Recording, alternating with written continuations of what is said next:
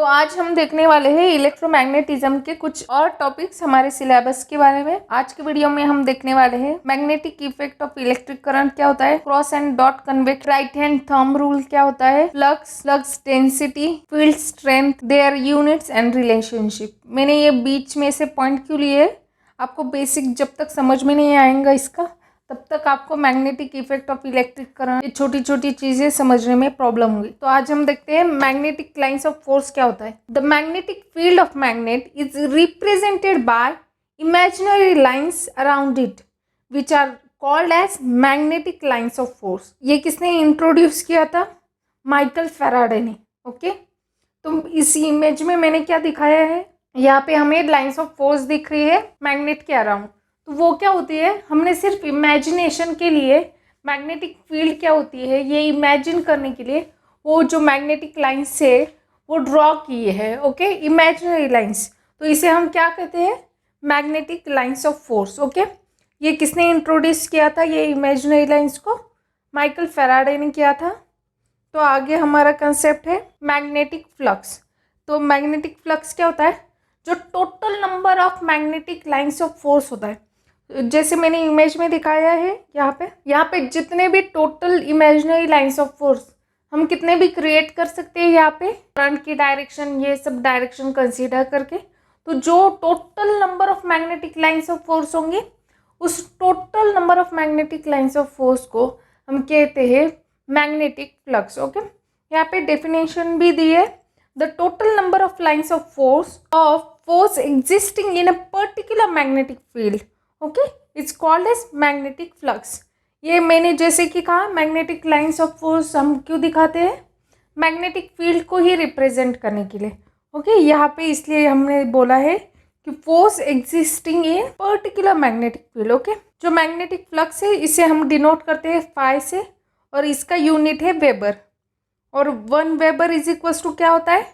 10⁸ lines of force होते हैं। Okay, ये आपको एमसीक्यू के लिए इम्पोर्टेंट है, किससे डिनोट किया जाता है, डेफिनेशन क्या है, इसका यूनिट क्या है। ओके, आगे हम देखेंगे पोल स्ट्रेंथ क्या होती है। Every pole has a capacity to radiate और accept certain number of lines of force, that is magnetic flux which is called as its strength. Okay, जैसे कि इमेज में देखो, इसमें क्या देख रहे हैं हम? नॉर्थ से लाइंस बाहर जा रही है और साउथ के अंदर आ रही है, राइट। इसका क्या मतलब हुआ? एक पॉइंट से हम रेडिएट कर रहे हैं और एक्सेप्ट भी कर रहे हैं। नॉर्थ से कुछ कंडीशन में एक्सेप्ट भी हो सकती है लाइंस ऑफ फोर्स और कुछ कंडीशन में रेडिएट भी हो सकती है। मतलब किसी भी पोल से और एवरी पोल से जब भी रेडिएट और एक्सेप्ट होती है लाइंस ऑफ फोर्स, उसकी जो कैपेसिटी होती है लाइंस ऑफ फोर्स को एक्सेप्ट करने की और रेडिएट करने की, उसको हम क्या कहते हैं? Pole strength. उस पोल की वो होती है स्ट्रेंथ। यहाँ पे भी क्या आ रहा है हमारा? मैग्नेटिक लाइंस ऑफ फोर्स मतलब ही क्या होता है? अगर हम उसे टोटल में ले लें तो होता है मैग्नेटिक फील्ड। तो जो हमारी पोल स्ट्रेंथ होती है वो मैंने नीचे बोला है, देखो, वो रिलेटेड होती है किससे? फ्लक्स से, और that his lines of force से रिलेटेड होती है। इसीलिए इसका भी यूनिट क्या होता है? वेबर होता है। ओके, तो नेक्स्ट हमारा पॉइंट है मैग्नेटिक फ्लक्स डेंसिटी। तो मैग्नेटिक फ्लक्स डेंसिटी क्या होती है हमारी? The flux per unit area, okay, in a plane at right angles to the flux is known as flux density. अगर हम एग्जाम्पल कोई ले ले तो प्लेन को क्या होगा? फ्लक्स 90 डिग्री में होगा। ओके, ये सब हम बाद में देखेंगे, जैसे जैसे अंदर और थ्योरम करते जाएंगे आपको ये सब चीज़ें समझ आएंगी। पर अभी आपको क्या याद रखना है?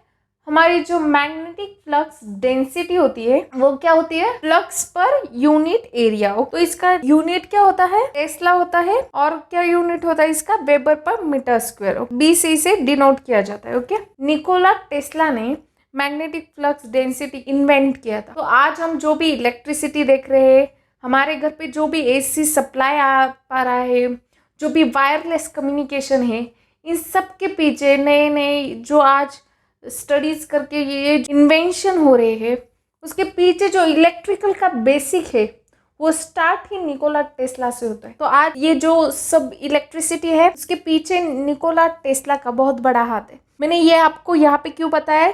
जब भी आपके सामने मैग्नेटिक फ्लक्स डेंसिटी आएंगी तो आपके सामने इसको इन्वेंट करने वाले साइंटिस्ट आएंगे, निकोला टेस्ला। तो आपको इससे याद आएगा कि इसका यूनिट क्या होता है, टेस्ला होता है। ये आपको एमसीक्यू में पूछा जा सकता है, तो इसके लिए मैंने ऐसे आपको कंसेप्चुअल आपको ये सब हिस्ट्री बताई। ओके, इसका फॉर्मूला क्या होता है, B = 5/A। ओके, यहाँ पे B क्या है, हमारी मैग्नेटिक फ्लक्स डेंसिटी है, 5 क्या है, हमारा मैग्नेटिक फ्लक्स है, और A हमारा यूनिट एरिया है। ओके, हमारा नेक्स्ट पॉइंट है magnetic field strength, the force experience by a unit north pole. यहाँ पे क्या बोला है, यूनिट नॉर्थ पोल। हमारा जो नॉर्थ पोल है उस पे क्या होता है, मैग्नेटिक लाइंस ऑफ फोर्स होती है, जिसे हम मैग्नेटिक फील्ड के लिए रिप्रेजेंट करते हैं।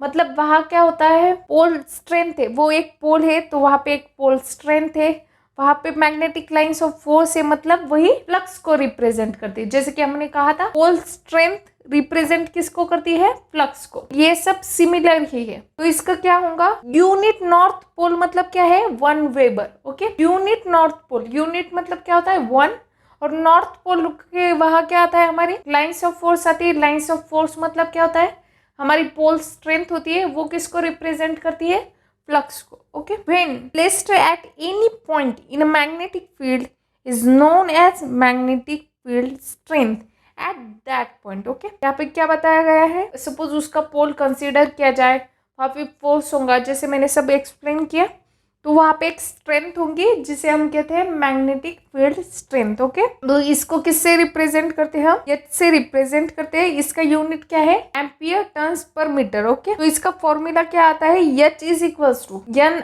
NI/L। N है turns, number of turns, I है हमारा करंट, और यहाँ पे L क्या है, हमारा लेंथ इन मीटर। ओके, और यहाँ पे मैंने दूसरा फॉर्मूला क्या लिखा है, FM/L।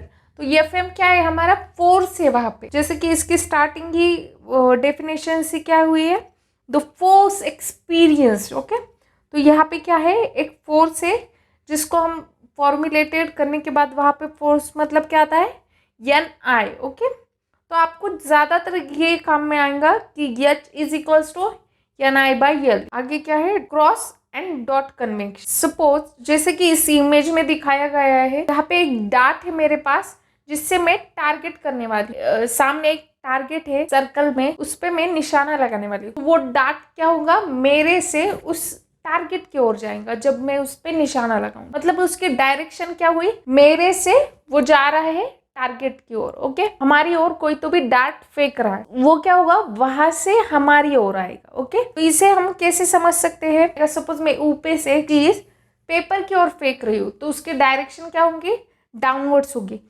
अगर कोई चीज पेपर से और पेपर से होके या पेपर से मेरी ओर आ रही है, नीचे से ऊपर आ रही है, तो उसकी डायरेक्शन क्या होगी, अपवर्ड होगी। जब वो मेरे से नीचे जा रहा है डाउनवर्ड, तो वो क्या होगा, हमारा क्रॉस कन्वेक्शन होगा। Okay, current into the plane of paper. Okay, मेरी ओर से पेपर के अंदर, जब पेपर से मेरी ओर कोई चीज आ रही है तो वो क्या होगा, हमारा डॉट कन्वेक्शन, मतलब current coming out of the plane of the paper. Okay, next क्या है हमारा, right hand thumb rule. Suppose एक कंडक्टर है जिसे मैंने मेरे हाथ में होल्ड, ऊपर की ओर जो डायरेक्शन जा रही है वो है मेरे करंट की डायरेक्शन, और जो कर्व फिंगर्स है मेरी, वो है हमारी मैग्नेटिक फ्लक्स डेंसिटी। ओके, तो यहाँ पे स्टेटमेंट क्या बोला है, hold the current carrying conductor in a right hand. Okay, हमें राइट हैंड में लेना है, इसीलिए इसको बोलते हैं right hand thumb rule. Okay, right hand में होल्ड करेंगे such that the thumb pointing in the direction of current. Okay, ऊपर की ओर जा रहा है, वो क्या हुई, हमारी करंट की डायरेक्शन हुई, and parallel to the conductor. हमारा जो थंब है वो करंट से पैरेलल है। Okay, the curve fingers point in the direction of magnetic field और फ्लक्स अराउंड इट। इलेक्ट्रिकल का होमवर्क देखेंगे, उसका आंसर मैं आपको बताऊंगी, how we can experience the existence of magnetic field. तो हम मैग्नेटिक फील्ड है वहां पे, ये कैसे समझ सकते हैं, तो इसके लिए एक एक्सपेरिमेंट मैं बताती हूँ। यहाँ पे देखो, मैंने इमेज में कंपास दिखाया है, तो जो कंपास होता है उसकी मदद से हम समझ सकते हैं कि वहां पे एक फील्ड है। सपोज ये कंपास है और उसके पास मैंने एक कंडक्टर रखा है। ओके, जिसमें से अभी कोई करंट पास नहीं हो रहा है, मैंने इसको कोई सप्लाई नहीं दिया है। तो यहाँ पे जैसे नॉर्थ और साउथ डायरेक्शन दिखाई है, हमारी जो स्टेडी डायरेक्शन है जो भी है, तो वो वैसे ही रहेंगी क्योंकि उसमें से कोई करंट पास नहीं हो रहा है।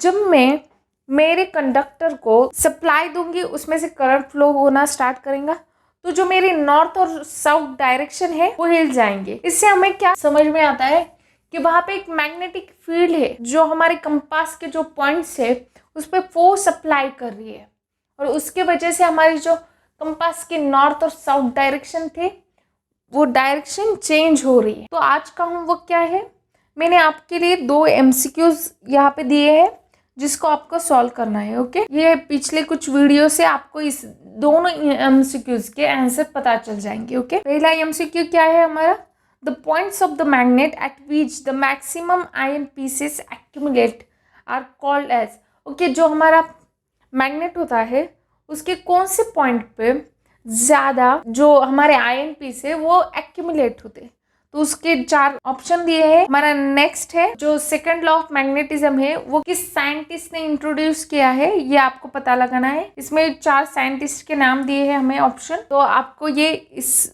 2 MCQ के आंसर पता करने हैं। इसका आंसर हमारे इलेक्ट्रिकल के नेक्स्ट वीडियो में बताऊंगी। तो मैं मेरे सारे सब्जेक्ट्स की जो नोट्स होती है और इस वीडियो के रिलेटेड भी जो मैंने PPT बनाई है वो सब मैं मेरे टेलीग्राम चैनल पे डाल देती हूँ, तो आप टेलीग्राम चैनल को सब्सक्राइब करना मत भूलिए, उसमें आपको सारी नोट्स मेरी मिल जाएंगी। ओके, वीडियो को देखने के लिए थैंक यू। अगर मैं आपको जो पढ़ा रही हूँ वो समझ में आ रहा है तो चैनल को सब्सक्राइब करना और वीडियो को लाइक करना ना भूलिए। Thank you.